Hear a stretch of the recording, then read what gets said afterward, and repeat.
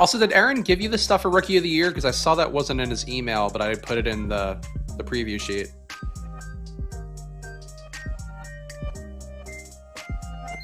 Never mind.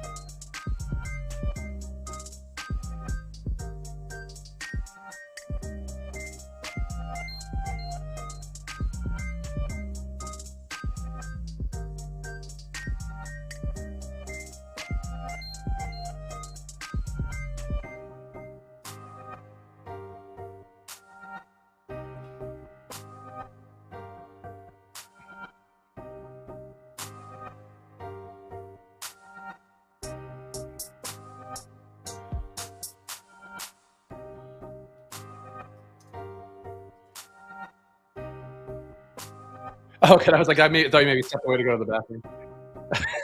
You all good?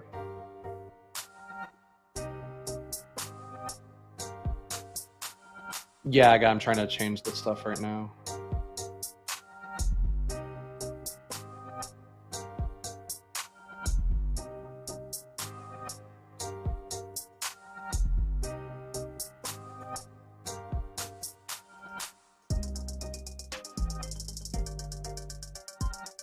Also, did you hear my question about Rookie of the Year? Okay, so yeah, I missed the key part of that. Sorry, I just want to know if I'm actually talking about it or not. Okay, sweet. Okay, cool. Thank you.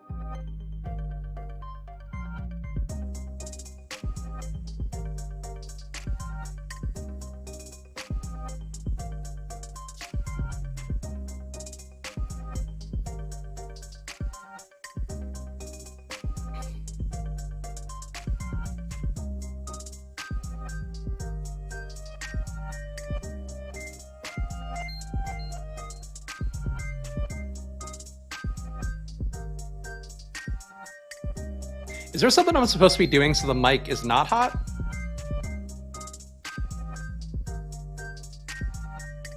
Oh, okay. Okay, because the chat was like, mics are hot. I'm like, I didn't say anything bad, thank God, but...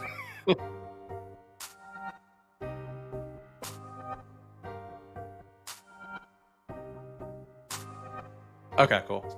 Just want to make sure that that wasn't something you guys weren't aware of. I know how that game be with products.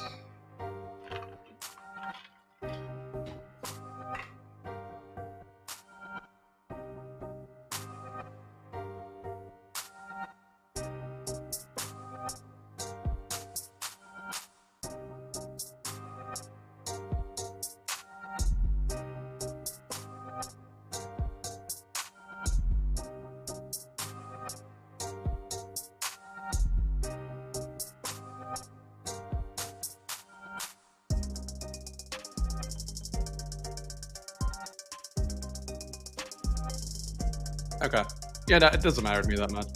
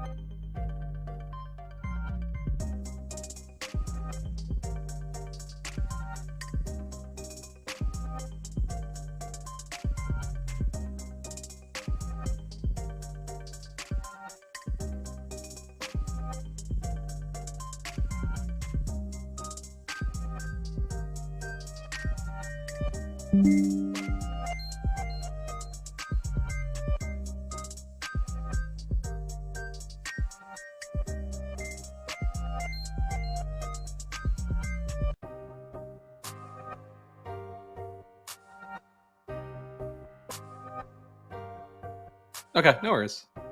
Yeah, I'm good to go. Awesome. Thanks, Caleb.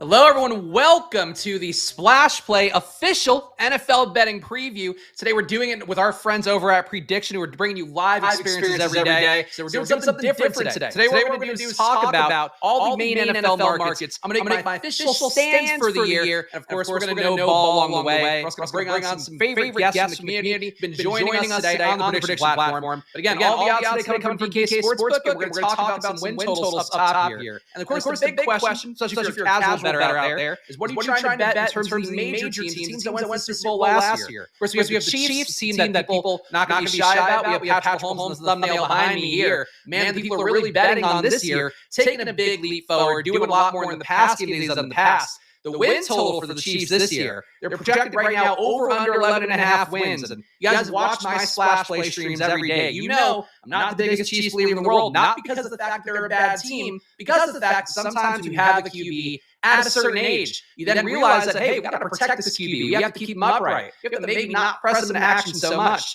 That said, Chiefs defense last year was the strongest in the league. They get a 0.2 EPA per play allowed by their defense overall. A team that shut down pretty much everything coming their way. Lost a few guys for sure. I'm a big believer in the Chiefs this year. So if I were to take the Chiefs to win games, that's great. Fantasy points, maybe less so. The Chiefs, though, I think over 11.5 wins looks pretty good. I would say that the likelihood of there being a Super Bowl matchup coming again between the Chiefs and the Niners wouldn't be shocking right now. Two of the market leaders, according to some of the odds we're pulling today from DK Sportsbook. On the other side of the equation, last year's Super Bowl winners, the Niners, they did not win last year, of course, had the good showing. They were a team, though, that we saw have some struggles last year. We saw them have some ups and downs. At the end of the year, though, they figured it out. Now, the question is, can they carry that into this year where you have the contract acrimony for Brandon Ayuk? You already have a banged-up Christian McCaffrey. You got a lot of questions about the Niners right now. I think for the Niners, too, they're a team that's not going to be all over us today, guys. But I would go with the over for the Niners as well. I guess the big question that you want to ask about the Niners here is the NFC West good enough now that maybe the Niners can't be that same team they've been in the past? Maybe they're a team that's going to be adjusting more to this kind of cap crunch reality. A lot of players pushing 30, over 30. The guy that they're trying to court right now into a new contract, Trent Williams, he's in his late 30s. He's got to be, honestly, probably one of the more important parts they have for the offensive line. So for the Niners this year, I still have faith in there overall. But I do think these two teams, maybe you do want to go the under a little bit more than I do. Shout out to the chat. Shout out to all you guys hanging out here. Bad echo, people are saying. So I'm not sure if that's something we could fix on the back end.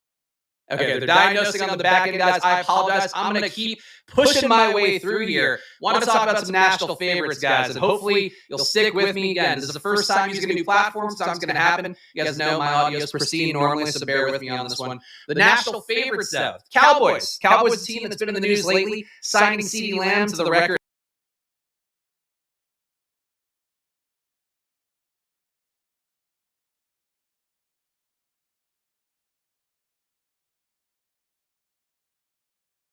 One of the best in the league, probably still a top 10, at least top half of the league unit.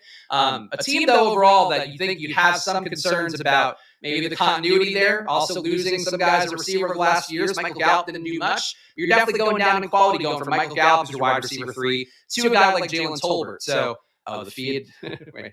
Hopefully we're still live. Are we good? Okay.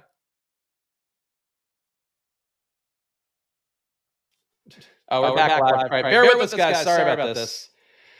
All right. Our producer here, Caleb's doing the best he can in the back end to fix the audio stuff, so hang with us. But Cowboys, I'll keep trying to talk, and hopefully the audio will clear up as we go. The main thing with the Cowboys this year is there are some teams where we saw them last year, kind of show who they were down the home stretch, losing that game to the Packers in the playoffs. This year, NFC should be a little better. We're going to talk about one potential rookies of the year, Jay Daniels. A Commanders team is probably a 4-win team, 5-win team, maybe a 6-win team if things go the right way. But still, it's probably not going to make the big leap that the Texans made last year, making the playoffs.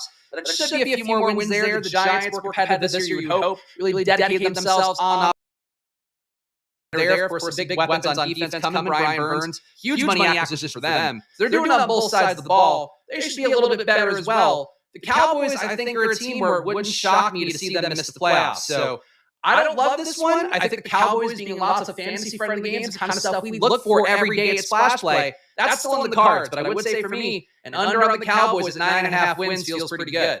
Packers, another team as well, very honestly going to be one of the big favorites this year. They're in a division, too, that I think is a lot feistier than it seems. We have the Bears, a team that's projected for a good amount of wins. At some points, they've been over 10.5. I think they're at 9.5 right now. You have the Lions projected for a good amount of wins. You have the Packers themselves, who are certainly a competitive team. And you have the Vikings, who are probably the team projected for the least wins overall. It still should be feisty, should be competitive with Sam Darnold taking over as QB. So I think that, and shout out to all you guys hanging out here through the tech stuff. I appreciate it. For the Packers, though, I think a lot of people would go over. I think this is possibly a team that could be more in that 9-8 range. I don't want to make them all unders here for these national favorites. If I had to go one over between the Cowboys and the Packers, I'd probably go the Packers.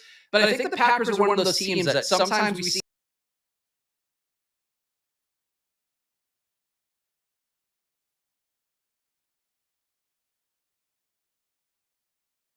besides blowing things and crushing the hearts of Detroit down the home stretch, then an NFC title game. But still, the Packers, I think, are one of those teams as well, being crowned a little bit before they've really done anything. They had the upset wins last year. Again, that big Cowboys win for sure. And Jordan Love, how he handled pressure, I think was something that stood out for sure down the home stretch. For the Packers, though, if I'm going to take one over between them and the Cowboys, I'm going to go with the Packers over here, over 9.5 wins. And I'm hopefully we get video back.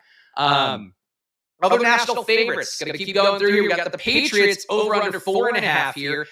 Patriots, to me, a team that I'm not the most excited by, but it does seem some of the quotes coming out, especially today. New head coach Rod Mayo. Seems like Drake May might get started there. They basically talked about the idea of sacrificing wins up front, building for the future there for that team. For Drake May, I would say that could be a player that, even though people will think it might negatively affect the win total, I think getting Drake May in now, having him a shot, giving him a shot really to build up the rapport, build up the chemistry, build up his own ability to handle the defense he's going to see at an NFL level, which frankly he didn't do that well at UNC with. I know people love Drake May, not the most accurate QB in the world. But I would actually take the Patriots over 4.5 wins. I think this is a team with the new coach, still bringing those Belichick principles where I do expect Rod Mayo to get the most out of that defense and do whatever it could be at this point. But enough vestigial to result. But for the Patriots, to me, I think getting Drake May out there seems to be the case now, based on the recent news and innuendos going on. I would take the Patriots over 4.5. I think they're the one national favorite here.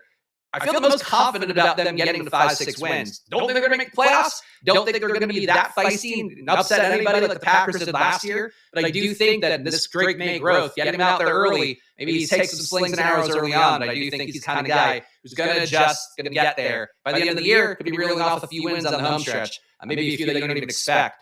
Our guy Steven in the chat saying under on the Pats. I don't know if I agree with that, but he is somebody who knows better than I do. It's a local New England native. Some of my favorites here we're going to talk about for hopefully we can get some guests on. And all right, people see the chat going as well on the prediction site. Appreciate it. I'm checking both chats, doing flight control as best I can. My favorites on the year, though. So this is where I'm going to put my heels on the ground a little bit more. Talk about teams that I'm most passionate about, at least a few of them. Texans. Texans win line right now at 9.5. My big belief this year of Texans, when you combine the good coaching that the Niners principals brought over from D'Amico Ryans, offensive coordinator Bobby Slogan in particular, I think it's a team that's built to win and starts to win long term. You also have a QB last year, TJ Stroud, one of the best rookie passing years ever. We're adding in Stephon Diggs. We're committing to making this team better on both sides of the ball as well. Defense, a lot of good additions there too. To me, the Texans are one of the easiest bets to take that I'm going to talk about today. Going over on 9.5 wins for them might not be the prettiest way to do that. Overall, with some of the tough matchups they have, especially down the home stretch, playing teams like KC, teams like Baltimore, maybe sweat it out a little bit when you're in your fantasy playoffs. But I do think for overall, the Texans being in a division that really not a lot of teams that are that great, a lot of teams that feel kind of 500-ish, maybe a little bit better than that. Should be feisty, but I think the Texans right now, I feel like they're the class of the AFC South. So to me, the Texans over 9.5 wins does feel pretty good. Sorry, guys, about the audio. I think we're trying the best that we can here. But I'll do my best summary of it tomorrow on stream, of course, if we can't get through it today. Jets over under 9.5. It's another one that's certainly a line that people are going to be a favor of the over on. I am one of the biggest bears out there on the Jets this year. I am not a Jets believer. Aaron Rodgers, the last time we saw him play, was not the QB that he was when he won Super Bowls, and yet people keep carrying those priors over and over again. We saw Tom Brady do it in his 40s. Saw Drew Brees do it to some extent in his 40s. Saw Phillip Rivers even be competent in his 40s. People now expect Aaron Rodgers to do the same coming off Achilles tear. And look, this is more of a data stream in general here on Splash Play. If I were to give you, now that I'm a talking head here, broadcast on multiple platforms, I would tell you that for the Jets, I think there's really some serious issues with them in terms of how things have gone. This year already, we've seen acrimony of Aaron Rodgers not showing up to minicamp. He thought he was free and clear to go to Egypt. The team said scheduled their minicamp at the exact same time frame that Aaron Rodgers was going to be gone, knowing that he was going to be gone. So that's one thing here. You have the team continuing to add a lot of players in, seeming like they don't know what to do, adding a lot of receivers in, a lot of RBs in. They have star players in Breece Hall, Garrett Wilson on offense. The defense, one of the stickiest, best defenses in the league in terms of how they performed for 2 years in a row, shutting down deep balls at a league high rate, really defending passes at a league high rate as well. Those things are going to be there for him for the most part. But I think this is a team that lacks an identity, and you also have right now in Robert Saleh, the coach who's favored to be the first coach fired. So, and from my perspective, I feel like the Jets are a team that has a lot of bad things going around them, yet people are treating them like a Super Bowl contender. And to me, I think they're not, especially in a tough AFC East. I would go on the under on Jets wins, and frankly, you talk me going under 7.5 of the Jets wins. That's not what the mark total is. You can do those little sliders on DK Sportsbook, and you go under 7.5, and I would not feel bad about it at all. We got the Commanders, a team that I stumped for more than anybody in football this year. Commanders this year, over under 6.5 wins the line. You know what I would say here, or at least you could assume what I would say, taking the over. I do think this is not as clean cut as some of the other ones out there, but I'm a big believer in Jaden Daniels. We're going to talk about that in multiple segments today because this is the time I can talk about Jaden Daniels. I never get time in other mediums to do this. For right now, though, Commanders making the right moves to me. Added Noah Brown today, who was a guy that a lot of the Commanders beat reporters had linked to them for a while. Linked to them, I guess, over this last week or so, rather. They thought he was going to get cut. For Commanders, though, the defense is going to be pretty bad. Offense should make some pretty big strides with Jaden Daniels, who to me is one of the most efficient passers, most efficient QBs to play in college football that we have data on. So I love Jaden Daniels. I love what he's going to do. I would take the over on the Commanders wins, but this is one where a little more heart than head, a little more going with just the belief that I have in the Commanders and what Jaden Daniels can be. That said, if the defense gives up 40 points a game, the Commanders aren't going to always score 42. So it's certainly a reasonable line here, but I'll take the over. Okay, cool. So hopefully the text should be good to go, guys. Let me know if you're watching on YouTube or on Preediction right now. Hopefully be able to get on some guests after I get my last favorite here. And this is one that is another reoccurring theme.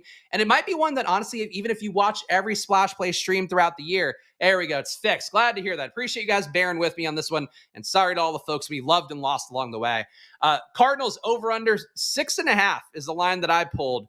That feels low. But that's the line that I pulled. Cardinals over 6.5, to me, would be an easy one. Big believer in the Cardinals making a run. I don't think they could win the NFC West. But let's say Puka Nacua's knee injury is maybe not where it needs to be. Let's say the Niners maybe stumble a little bit more with the mix of old guys and cap crush they're going to. I think for the Cardinals at this point, I think there's a way for them to make the playoffs. There's a way for them to, at the very least, be competitive. Their win line's at 6.5. I'm going over on that one. And I think there is a very long shot world where the Cardinals can make a run in a Super Bowl, where they could do something real with it. But to me right now, I think the Cardinals, what I see with them is just a team that's a little bit underpriced, team that people don't want to maybe necessarily make the buy-in. But with what we saw last year with that team being so competitive with Josh Dobbs, and that offense too, I think when Kyler came in, it looked good. You're now adding another major weapon in Marvin Harrison. Defense should be a little bit better as well. Trey Benson probably doesn't matter, but if James Conner goes down, you do have a high pedigree back from FSU coming in to supplant whatever he's going to do if he were to go down. To me, the Cardinals are one of my favorite picks right now. And if I were to pick like a Super Bowl dark horse, I think they'd be a consideration. But I think, Caleb, it might be a good time to bring somebody on here if you want to grab someone from the room.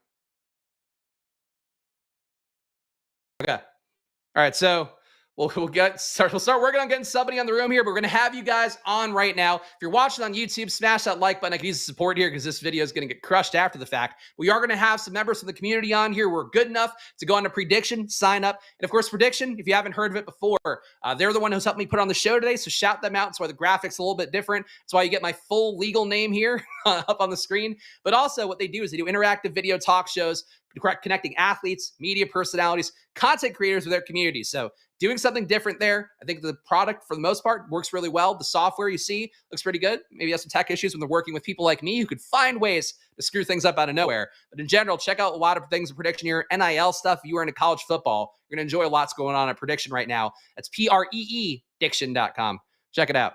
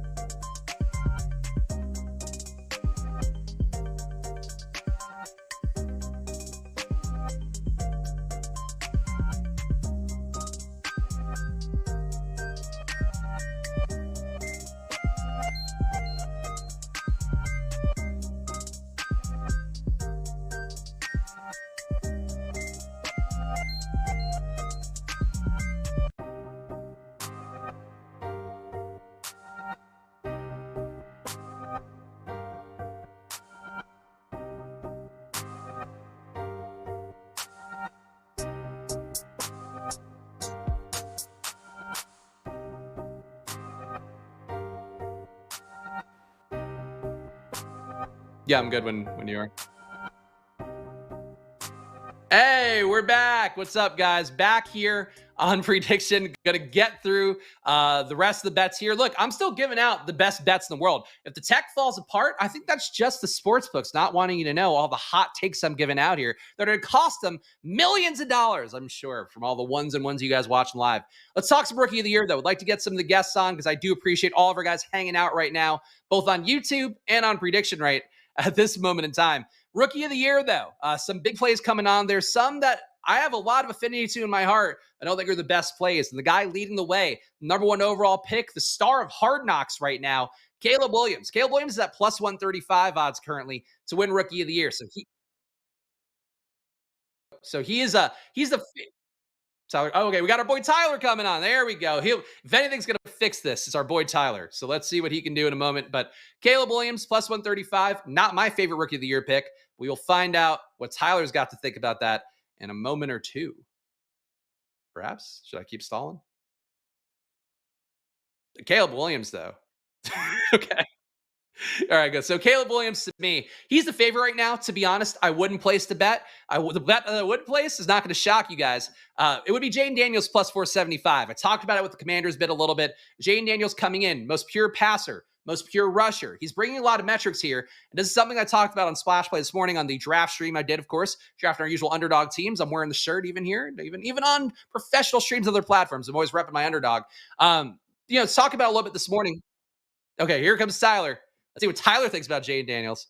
Oh, hey, what's going on? What's going on, Spags? This is a different Tyler than I was expecting. What's going on? What's up, man? So I'm sitting here looking at some most passing yards player props, like the leader. And I heard you're not too high on my boy Aaron Rodgers. I'm a Jets fan. I think he's going for some good numbers this year. But I'm just curious who you think would be the top right now is CJ Stroud. Who do you think is going to lead the league in passing yards?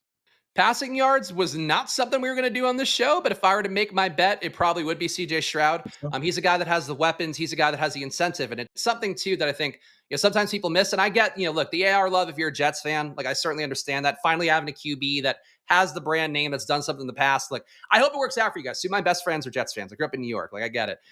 That said, you don't want the older guy who's been through it before, even though Tom Brady showed us you certainly can have that renaissance like he did for the Bucs. I think overall for Aaron Rodgers, my concern is just that you have that defense. I feel like even the Vegas totals right now supporting a lot of like 21-17 kind of games. It's not where you want to be. Where you want to be is a young guy who still hasn't earned, who hasn't won the Super Bowl, who hasn't had the MVPs, hasn't had that success. So Stroud to me in this offense where you add in, Nico Collins, obviously the big year last year. Tank Dell is now a wide receiver 3, a luxury at that position. He'd probably be most teams' wide receiver 2. You also have Diggs coming in. You have Schultz. You have the running game looking better, most likely with Joe Mixon. I think he's the obvious one to take because he has really second-year upside. The year 1 to year 2 leap is the biggest thing you can always have in betting and fantasy and all that stuff. So I would go Stroud personally. We're going to talk MVP in a little bit. I think Stroud's live for MVP, but it doesn't mean AR is dead, Tyler. I'll give you that. I appreciate that, man. I'm hoping AR can pull the rabbit out of the hat this year. The original AR, not the good AR, who's now Anthony Richardson. I think we can all agree. Yes, yeah. All right, thank you, man. Shout out Tyler. Thanks, Tyler, for being on here. The system works, guys. We got one thing going right.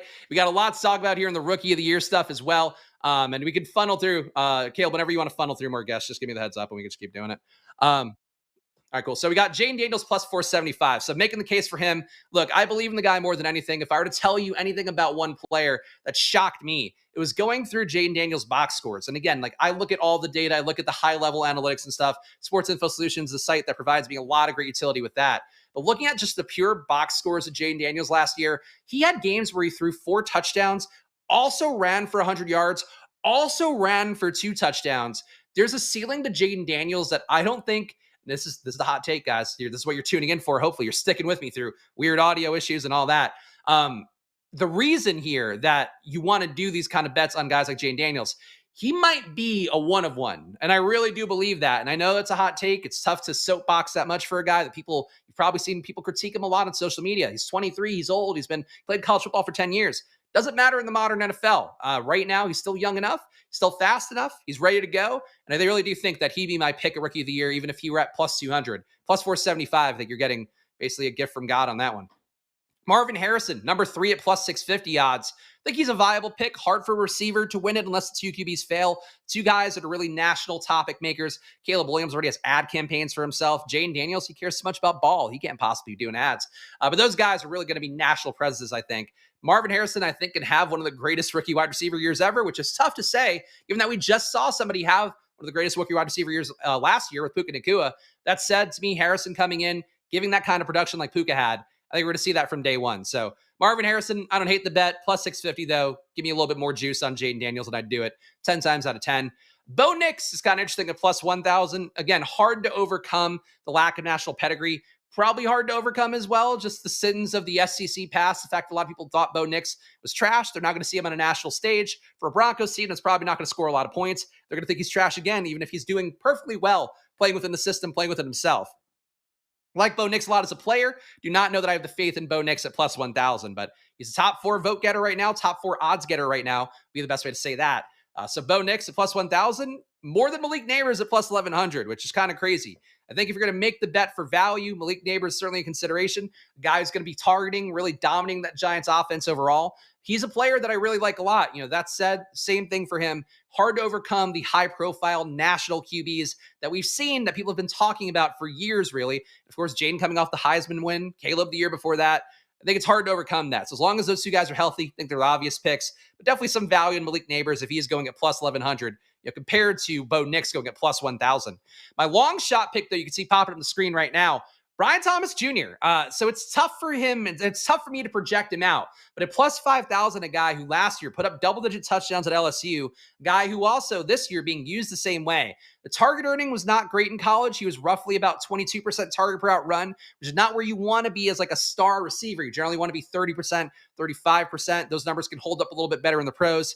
20%, you're getting a little bit thin, a little bit lean. We're talking about a superior athlete is Brian Thomas Jr. You're talking about a Jaguars team that's going to want to pass a good amount as well. I do think that for Brian Thomas Jr., out of any of the receivers, I think there's probably the most value on him at plus 5,000. Is he likely to win? Again, no. The likely winner is probably Caleb.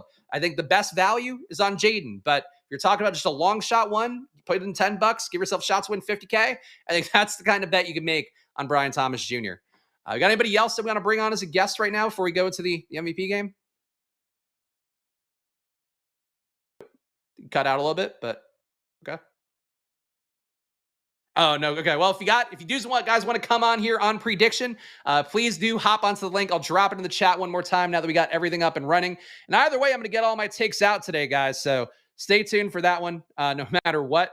Here, dropping the link in chat. Not too late to get in. Preediction.com, Preee. I dropped too many E's there. Preee, diction.com. MVP. Let's talk MVP here. So got the man, the thumbnail once again, Patrick Mahomes. He's the one leading the way here. Obviously, makes sense, right? Chiefs going to win over 11.5 games, according to the markets right now. Patrick Mahomes, potential Super Bowl winner again. He's probably the MVP favorite.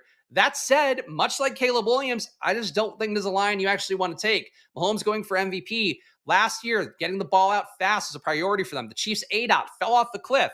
What did we see last year happening at the same time? Brought a new offensive coordinator, Matt Nagy. Now, granted, he's not the play caller there. That's always Andy Reid. But it is still something where we saw this offense materially change, designed to keep Patrick Mahomes clean, designed to make it so he's going to be able to stay upright, so he's not gipping around like he was the year before last, the Super Bowl versus the Eagles. So that's where they want to keep Mahomes. Really find it hard to believe he can get that killer production at the position, given the fact that he really is a guy that is going to need to stay safe. Like, this is a team that's playing to be a dynasty. They're not playing to put up 400 yards passing in week 11. So where for Mahomes, just think the value's not there. It's not the kind of pick I'd want to go to. Josh Allen at plus 850, a little more interesting there. We're talking about the rushing upside, the ability to put up a monster year with pass game production and maybe even put up 15 rushing touchdowns. I think would not be crazy for Josh Allen to be able to pull off in this offense. That said, I do think this cast a little bit weaker. He is a player that the team probably has to win enough in order for him to make it an MVP. I do think that's something where I have some concern about that. Yeah, good. All right, Tony, what's going on? Hey, what's going on? How are you today? I'm good. Just talking some MVP bets, but I want to know what you want to know about. I'm glad to have you on, and glad we've got somebody with great camera behind you. And Star Wars, those stormtroopers are gigantic. They're watching over me, making sure that Got to protect you slash, everything's kosher. encroach upon people's rights and such. Yeah. Yeah, but the aim isn't great, so I'm not in any danger. So going back just a little bit. So like, which team that drafted in the top 5 do you think has the best shot at a turnaround this year? Which team drafting in the top 5 is the best shot? I mean, I think the markets would certainly agree. It's going to be Caleb Williams and the Bears. They've definitely been enough of a win total boost there for them that I think it stood out. I talked about it before, being at about 9.5 on most markets. Might moved around a little bit recently, but that's generally where it's been throughout the summer. Look, I think it's tough because they have the weight of Chicago on them for sure, but it's a tough division. Beating out Detroit's tough. Surviving the Packers, who I do think we talked about earlier, seemed like a pretty decent win total on the over there at 9.5. Even Minnesota, I think, is a pretty feisty team. But if you look at Chicago, what they've done adding weapons, whenever you see the signal from the team like that, which same thing for Houston, where they acquire a Keenan Allen, where they bring in Romo Dunze at the top 10 pick, that commitment to making the team good for the player coming in, giving him the best runway possible. And for Caleb, they crowned him the number 1 QB, from day one. You have a defense too that came along pretty well after the Montez Sweat trade last year. So some good cornerbacks in that room as well. I think the Bears are kind of live. It's tough to expect them to win that division because the Lions should be so good. But I think if I were to put any money on it, I definitely would say, to me, the Bears should be the team to make the leap. But I don't know. What do you think, Tony? I no opinion. I kind of wanted to hear where you were at on that one. So yeah, no, that's I appreciate it. Look, take it to the bank, Tony. That's what we say, right? That's what betting is. It's all just sure things, great investments, and all that. But I appreciate it, Tony. Thanks for coming on. Right on, man. Thank you so much. All right, so shout out to Tony. And again, you want to get in here, check the Preediction link. Just dropped it in chat. It's also pinned in the YouTube chat right now if you want to come on here. And hopefully it'll work. See some people in chat saying it wouldn't load your camera. Try your best if you want to get on here. Other MVP picks. So Josh Allen, to kind of sum it up, he's a viable pick. Wouldn't hate it at plus 850. Think he's a much better pick with nearly double the payout to you as you would get for Patrick Mahomes. But really, to me, the pick comes down to number 3. CJ Stroud at plus 850. Stroud, to me, making this leap, doing something where he can finally be a guy that, not even finally, we're talking year 2, but could be a guy that immediately makes that leap into the upper echelon. I think he's a lot better play than the guy who's coming right behind him at plus 900, Joe Burrow. Stroud, to me, having all the weapons, having the team as well that clearly is buying in what they're doing in terms of changing the culture for a Houston team that really struggled a lot. I really think for Stroud, he's got the weapons, he's got the ability, and frankly, even if he doesn't go for 5,000 plus passing yards, maybe even 6,000, if he doesn't do that, that defense can carry him to enough wins, and maybe he puts up 3 touchdown games along the way as the defense cruises. So I expect really big games for Houston this year. I expect them to be the kind of team that puts it down, scores 50 plus points on people a few times this year. I think for Stroud, I really do believe that even the way he talks about things publicly, I think he's building the national persona in a way that make you feel like you're getting some value on the odds overall for Stroud. Joe Burrow, I talked about, just not the biggest fan there. The wrist injury, some of the lingering stuff. Jordan Love at plus 1,400, a player that I think people will be excited to take from time to time. Certainly the Packers bets, as we talked about, that over 9.5 line. You probably want to pair some Jordan Love with that on some cards if you are a big Packers fan. For Jordan Love, though, I think the case for him to be the MVP would really be one where this team throws a lot of what it's been in the past out the window, where it has been a run-heavy team, run-dominant team with 2 RBs going. For Jordan Love, I think that he's the kind of player that to win MVP, he would need to be running himself. He would need to be throwing for these outlier passing yardage games. And he can do that, but it's just not going to be that clean, splitting target shares between Jaden Reed, Christian Watson, Romeo Dobbs, Dontavian Wicks, Luke Musgrave, Tucker Kraft. You have Jacobs in there, siphoning some goal line touches away. Hopefully my boy Marshawn Lloyd gets there. It's a lot of weapons to go away from Jordan Love having the full opportunity to get there. And personally, look, I think he made some strides last year. They had to pay him. He had to make those moves when he figured things out at the home stretch and help you beat the Cowboys in Dallas. But I have some questions if Jordan Love is actually in this tier. And where he's priced right now, number 5 overall odds. I would rather have this next guy at the exact same odds, Jalen Hurts. Jalen Hurts plus 1,400. New Kellen Moore offense coming in. Team last year really did not have the right coaches at offensive coordinator and defensive coordinator. This year, they bring in Vic Fangio on defense. Kellen Moore, who to me is one of the greatest minds in offense right now, or at least young minds in offense in the NFL. Him at plus 1,400 feels pretty good. And with Hurts, maybe you lose the tush push a little bit more, but you also maybe see the offense opened up in a way where people can finally appreciate him as what he is, a passer, which is really tremendously skilled, even going back to his OU days. Now you add that in with the rushing. I think Hurts, to me, I like Stroud a lot. I think the value on Hurts at plus 1,400 out of all the top 8 guys might be the strongest value. And to me, that's just what Hurts is. I am in the Philly area, of course, so legally, if I didn't say that, I would have to go outside and they would stone me. They would bury me up to my head and stone me if I spoke ill of Jalen Hurts. That said, I really do fundamentally believe that this offense should be the best, purest version overall for our boy Jalen Hurts. We got Aaron Rodgers at plus 1,600. I got Tyler at the beginning of the video. Thought it was going to be a different Tyler. It said it was a Tyler that loves Aaron Rodgers, and I'm excited for his excitement. That said, for Rodgers at plus 1,600, I just don't see it there. Really think that even if this Jets team wins more than I would have ever thought possible, I think the Jets are going to be a team that at plus 1,600, or Aaron Rodgers at plus 1,600, I just don't think he can actually pay that off. Really, the best case for Aaron Rodgers to win MVP would be the defense falling apart, the defense being crippled, the defense being a shell of what it's been for the last few years.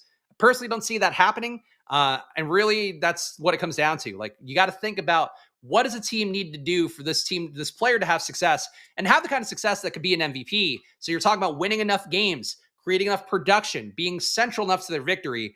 Find it hard to believe that the Jets can win enough games that Aaron Rodgers being central to everything that they do at this point in his career. So Aaron Rodgers at plus 1,600, I would say a bit of a fool's gold there for what you would take from him. Dak Prescott, plus 1,800. Player that I've talked about earlier, just the Cowboys, a little bit of stink on them, even the way they're handling RB. Look, I know people out there watching this video might go, Dalvin Cook, a name that I know, a vet presence.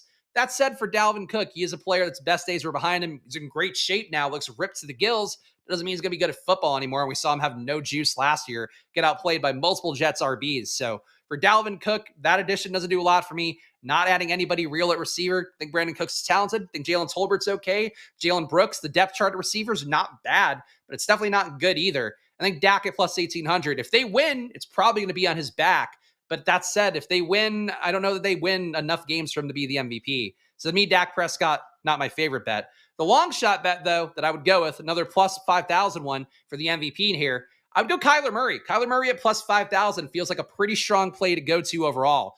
For Kyler, the benefit for him would be really, again, a team that should be pretty good on defense. Jonathan Gannon, the head coach there, getting a system going in year one. The defense wasn't great. Should be improved in year two, but it won't be so good that it takes the onus off of Kyler to produce and be a guy that puts up big yardage passing, puts up big yardage running. It's hard to expect the Cardinals to win. Again, we talked about their win line being 6.5 wins. That said, I think they can get to 10, 11 potentially if things were to go their right way. Don't know they could win the NFC West, but I think if you see the Cardinals be even competitive with the Niners for the NFC West, probably see some MVP hype going Kyler's way. So would be interesting to see, given the fact this was a guy a year ago. Some people out there thought he might get traded, he might get moved because of the fact that he wasn't part of this new regime. Instead, he gets immediately and indoctrinates himself with the team. Clearly a key part of what they want to do in the future moving forward. So for Kyler at plus 5,000, I think he really is a strong pick here relative to the fact that that is, again, very low probability overall of hitting.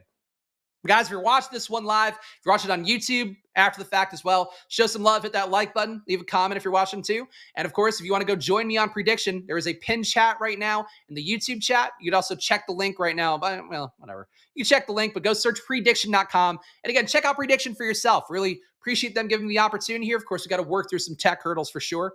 But we got some good stuff going on in Preediction, and I'll talk more about that in a moment. We got somebody on the line. Yeah. My thoughts on correlates. That's an interesting question. Certainly for win totals for MVP, that's stuff. What was that, Caleb? Sorry.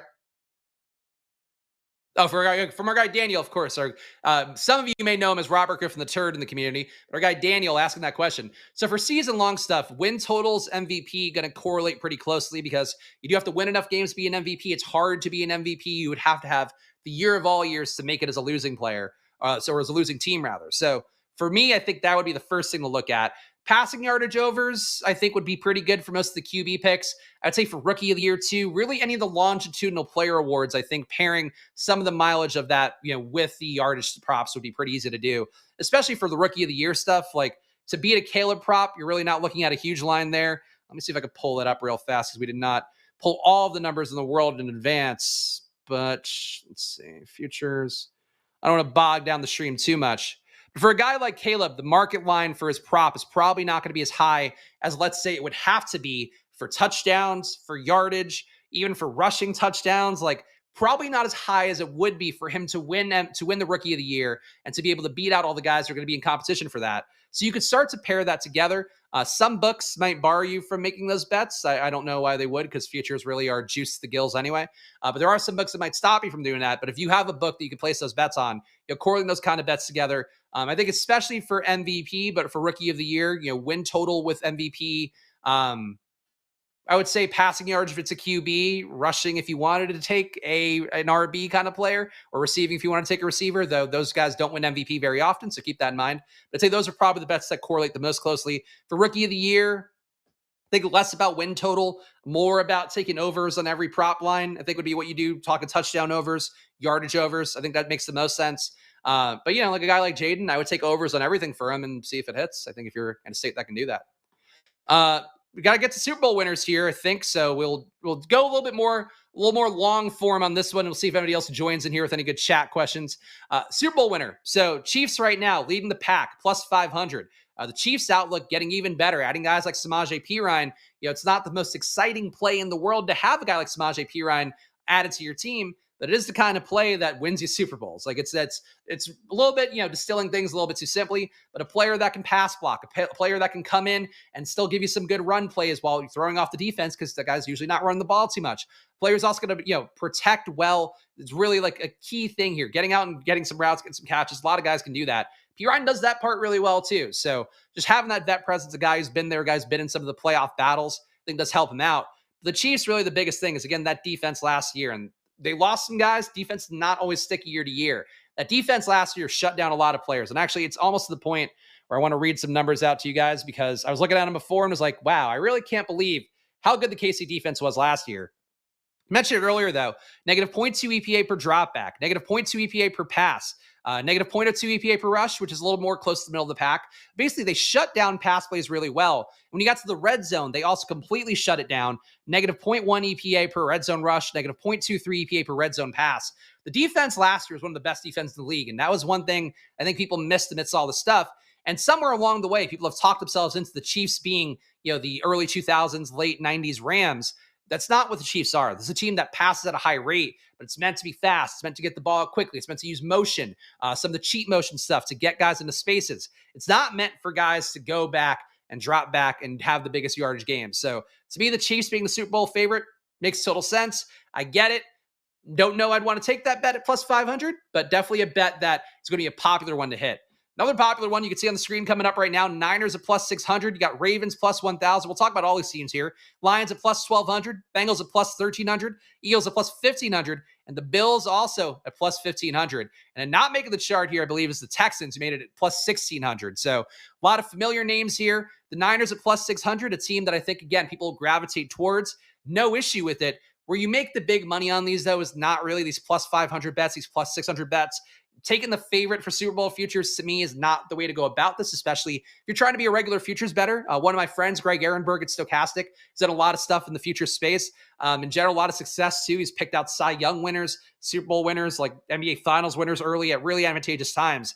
A lot of it comes down to just being mindful of when you're placing the bets. So let's say Chiefs get completely barnstormed one week. I was going to use a less favorable expression than that, but I'll use the PG version of that. They get barnstormed. So the Chiefs get killed one week. You still think the Chiefs are a good team, right? Let's say all their underlying metrics are good. Mahomes looks good. They pass the eye test, or whatever that matters. You place your bet on the futures for the Chiefs when they're at a low point, when they're at a point where it's like nobody believes in them now, because that probably is the time period where you're going to get the best odds on it. And also you're going to hopefully flip it around. And that doesn't always work. Last year in playoff basketball, even a couple futures bets I did take some Eagles ones just because I was like, this team is running so bad right now. Everything's falling apart. The signal was there for what happened down the home stretch of them just, basically busting out completely in the playoffs. But that said, for the Eagles last year, they were a team that you had good value on because of what they represented. And if the bet didn't win, taking a team that was once, a top 3 Super Bowl favorite, taking them when they're on the way down, when the odds are a little bit less, juice to the gills, that's where your best opportunity is. So you take your Chiefs, you take your Niners. Ultimately, I don't think it's really what futures betting is meant to be, even though those are obviously the 2 favorites for pretty good reason. The team that starts to get a little more interesting, plus 1,000 for the Ravens. The Ravens we see year after year, the defense, no matter who's out there, the positionless defense they play keeps finding success. And maybe this year a little bit less so, losing Mike McDonald as he's now the head coach of the Seahawks. But still, it's a team that overall for the Ravens that has the good offense, has Lamar. It's probably all it comes down to. has good play calling as well with Todd Monken on the offense. I think this bet's okay. Oh, we got Daniel. All right, we got Daniel ready to come on. Let's do it. Daniel, what's going on? Is this my favorite Daniel? Oh, it's your favorite Daniel, buddy. How's it going, dude? Hey. Well, yeah, we're doing great. We're filming in Buffalo Bill's basement right now, and there's little bit of a segue in the here. basket as requested. Oh, of course, okay, of course, yes. I'm all tucked in and everything. So Christopher, there is a sharp segue here regarding Buffalo Bill. What's your favorite under for the season? Favorite under? Well, I think you wouldn't want to hear this one. My favorite under is probably the Jets win total under. I think that would be my favorite. Yeah, I would agree. That's a good one. I'm personally of the mind a lot of Buffalo unders could be fun to take this year. Are you pairing them with some Jets overs for yourself so the Jets could succeed and the Bills will fall apart? No. I'm not a disgusting homer like that, buddy. I just have a feeling that the wheels are just going to fall off on the Bills' offense, and it's no Stephon Diggs. Can't imagine the passing numbers would be great for Mr. Allen and the receiving core around him. I think it's a reasonable bet. I mean, if you were to fade the Bills, I think the win totals are certainly a way you could do that. I would think really the way to fade Josh Allen, the way that you're talking about, fading the passing yardage, going in under on that. Sometimes the payoffs aren't quite as good for the unders, but it's still one where I think that's the credible case you could make there. I still am a believer in the Bills. I believe in the talent there. I also do believe that when you have a QB like Josh Allen, who can be a little more target agnostic and spread the ball around, I think it makes sense to go there. But, that said, I think the case you're making here when you lose that much talent at receiver and, whether the talent was being full go or not the last year with Stephon Diggs and how that went down the home stretch, I can't say for sure. But I would say that for them, you lose that much talent, you can make the case. You can always make the case in betting. You know that better than anybody. But really, to me, it's Jets unders, right? It's got to be Jets unders. Oh, well, thank you for that, Chris. Anything else you want to get off your chest here? Now, for anybody who's watching the stream, by the way, Daniel, one of our regulars here, I don't want to give away his full identity here, but our guy Robert Griffin III normally in the community. So a beloved part of the community, one of my favorite people. So I'm glad to have you on the stream either way. This one of the success of the stream today will be getting you on camera no matter what. Yeah, I'm real, buddy. Nice to meet you in person. Shout out to our guy Daniel. Appreciate him here. Anything else you want? You get the floor is yours. Oh no, you're gone. Never mind. Get out of here, Daniel. No, you're good, Caleb. Don't worry about it. If anybody else comes in, just interrupt me and we can hop in some more. Let's keep going through the Super Bowl winners, though, and I'll go long form on them here because this is basically we're trying to make our final argument down the home stretch. And we also, all right, we got 15 minutes. I have filled time tremendously here, guys. And I think, if anything, if you want to give me credit for anything, I always fill time. But I normally have a draft screen with me. I've got, data points. I'm just going here. I'm just freewheeling it. So please applaud me, the person you're watching on camera right now. Lions plus 1,200. This is another one, too. I think we're talking about, I would right away, again, for all these futures, really, I would almost always throw out the top one, at least, maybe top two guys, just because the payout for hitting those futures is really not where you want to be, especially this time of year, and it's going to move around. You're going to get better lines on the top favorites right now as the year goes on, and they hit those hurdles, they hit those road bumps. The Lions, though, at plus 1,200, a team that last year was so close to being where they need to be, catastrophic, falling apart against the Niners down the home stretch, but a team that really, I think, has made the strides. They are somebody, if you wanted to critique them a little bit, kind of like the Bills. They have really done some, I would say, shrinking down of the wide receiver core. Khalif Raymond, wide receiver 3 now. Tim Patrick, wide receiver 3. These guys aren't fundamentally much better than Josh Reynolds, but they are at least a lateral move, if not a move downward. That's not necessarily where you want to be. Now, the hope is that Jamison Williams takes a leap forward, year 3 for him, with a lot of missed time due to the gambling suspension, injuries, and all that.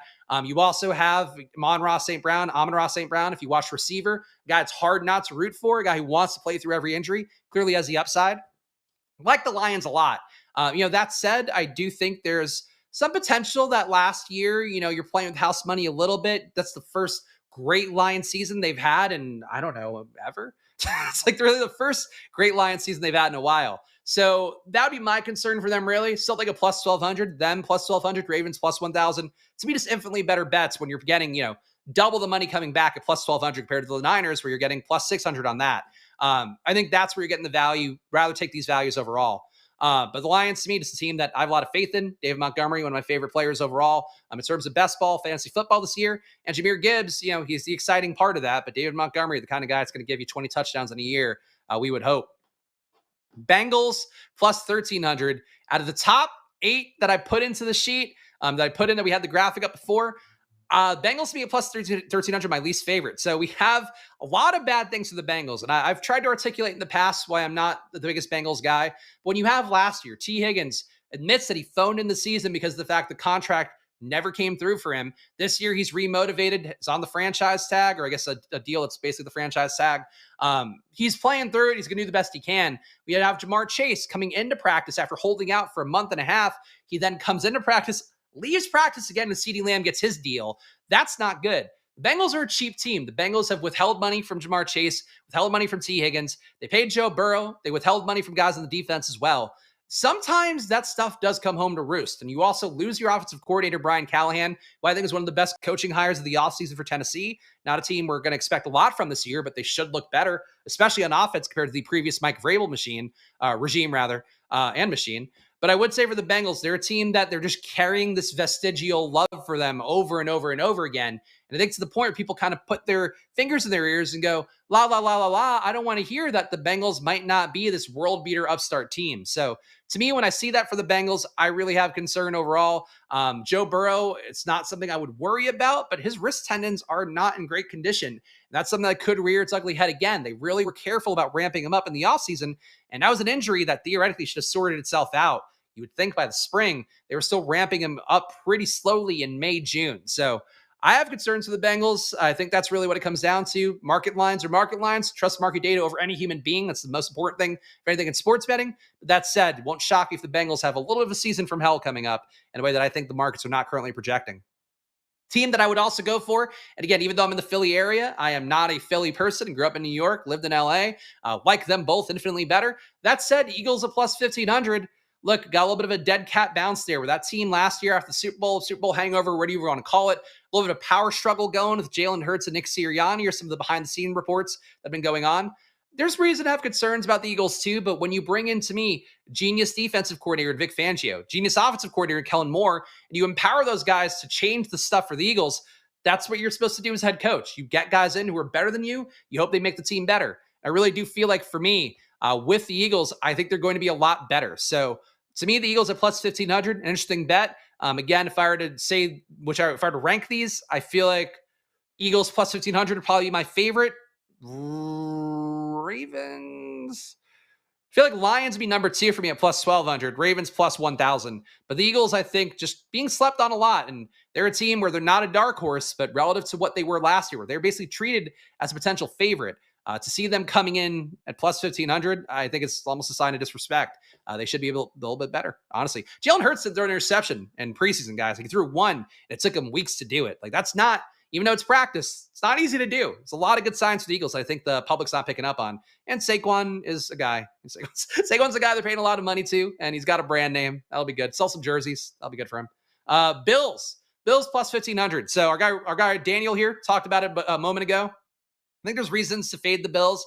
I really don't think the Bills are a team that are going to win the AFC.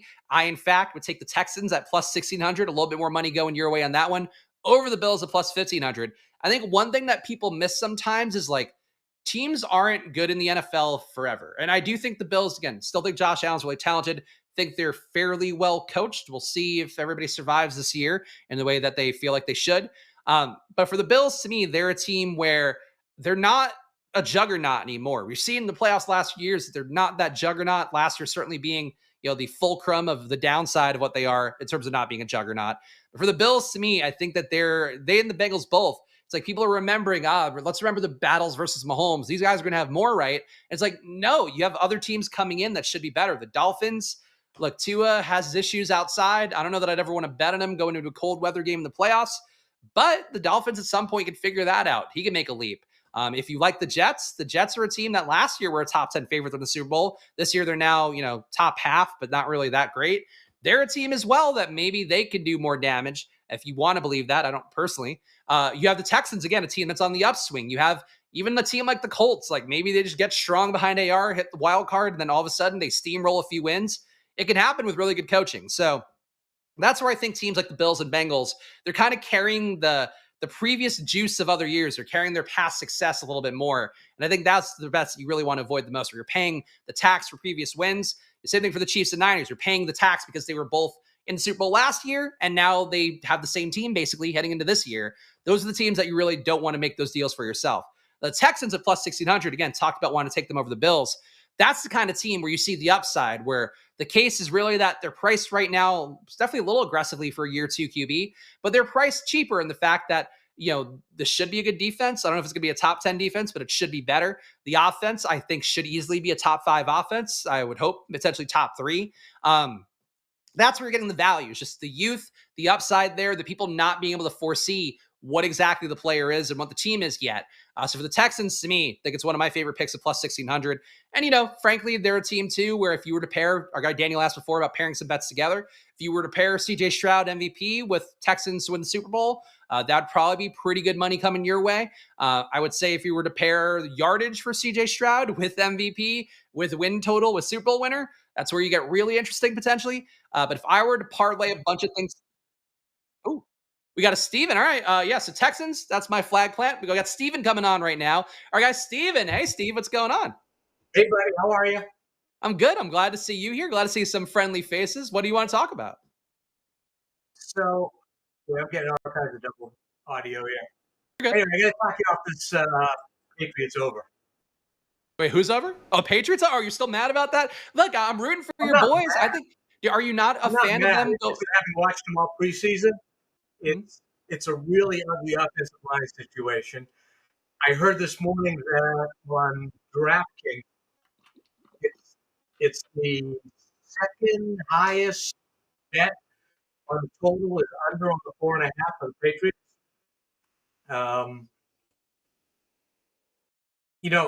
It's not that I'm down on Greg May. It's just that I'm down on their ability to do anything with that line. The only Oh, wait. Sorry, Steve, I was listening to you a little bit there, but I hear what you're saying about the overall situation. I get it. And I get to, DraftKings, a Massachusetts company, I think they're probably getting some local action there. It's a little more cynical. But I think ultimately, to me, when you have the young QB, you play him from day one, that's your biggest upside to beat a win total. Like, yeah, Jacoby Brissett, maybe he can win you 1 out of 4 in the early parts. But getting Drake May going on the field, maybe he loses those first 4 games, they give a better shot to win over 4.5 over the back half, the last 13 games. So that's sort of the bet to me. I also think with May, what was encouraging is him coming on strong, like the reports, the constant drumbeat of him looking better. And the fact, too, that I think with what we saw in that last game, look, he left some throws on the field. There's going to be some accuracy issues, but the big plays there that you saw, like that's just not Jacoby Brissett's bag. That's probably not in more than 10 QBs in the league's bag. That's where the upside would be, but I get it. You have to be a cynical Patriots fan. You probably want the high pick again next year, right? It doesn't suck if you get the high pick, but May only scored 1 touchdown against the Commanders' backup guys, so let's not get too crazy about what he did out there at all. And on the look ahead lines, I believe the Patriots aren't favored in any game this year. Really, that's it's not surprising. That's a tough one to hear, though. Anyhow, hey, good seeing you, buddy. Thanks for joining, Steve. Appreciate you being here. Steve, one of my favorites, too, from back in my Stochastic days and, of course, on Splash Play, too. So glad to see some of my favorite regulars here. And, hey, look, I'll be the one to defend the Patriots a little bit. I just think that it's easier to win 4.5 games than you think, especially if a team is not, one that's built to tank, not one that's wired to go to the downside of things. So, to me, with the Patriots, I do think that they are a team that I think they're going to go hard. I think they're going to try to win those games, even if they get into the home stretch.